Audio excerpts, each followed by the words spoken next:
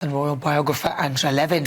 Angela, wow, it's been busy, hasn't it, today? Talk me through Tripping of the Colour. It was absolutely amazing. I cried, cracking out before we even start. I mean, to see King Charles to be so brave, so strong, and you can sometimes, I think his stomach hurt or he just moved himself. It didn't seem very comfortable, but he was there and he was going to go through it all. And the rain poured down and he had a tiny little table and a place to sit. And I just thought, you know, he's the most wonderful man. He cares more about us and the people who are there serving him than ever. And then, you know, you have as an extra bonus is Princess Catherine, who looked absolutely stunning. She did look very, very slim, though, but she looked beautiful in that outfit. And Princess Charlotte sort of went with it very well. But I thought Catherine was, again, she was there because she's involved with the people, the army who were taking the flag, and secondly that it's a family event.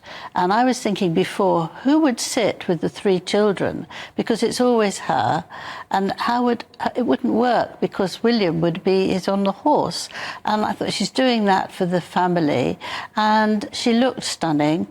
I thought, what an amazing woman, that she actually puts other people before her own wishes. And but little Charlotte is an extraordinary child. When they were coming back, she was wiping the windows so that everyone could see with her hand, getting rid of the rain. She's fantastic.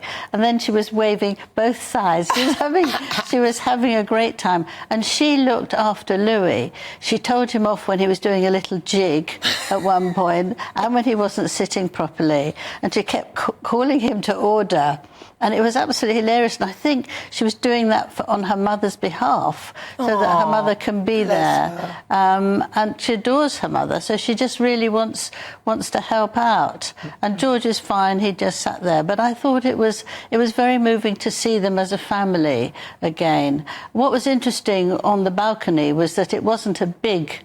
A load of royals there, no Eugenie, no anyone like that.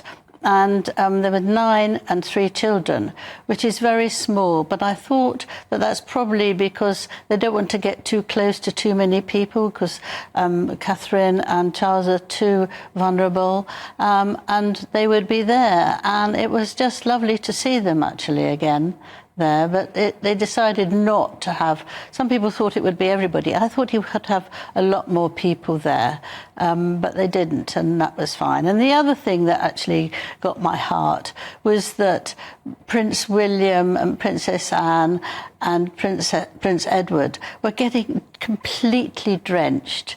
They were on their horses. They had to go back after the festivities were over, and again they were doing that because that's what you do.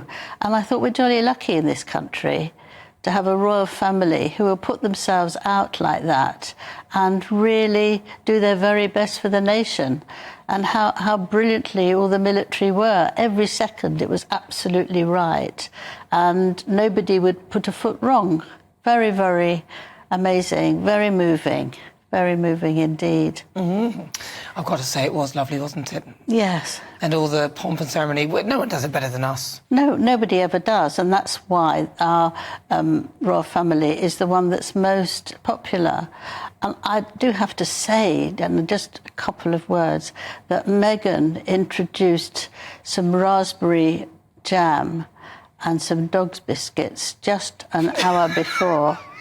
Don't laugh. Don't make me laugh. An hour before. Well, yes, but the Tripping of the Colour. I mean, can you imagine that? The desire to be noticed and to always but do you think something. So? Because you know what, though? This is maybe the timing, and it timed in with this. If it were me and I was marketing it, I'd probably not do it at the same time. I'd actually think that probably wouldn't be as wise to time it then. Seems an odd thing. I think I'd probably... Because obviously the world is looking at the Tripping of the Colour, aren't they? Yes, but if you go back, it's always just before a big event, because she wants the attention. I don't think she works it out that other people would do it. I think she works it out that they'll all look at me. I just want to tell you about one amazing lady. Very briefly. Yeah, very briefly. You've got about 15 seconds. Her name, Baroness Eliza Manningham Buller.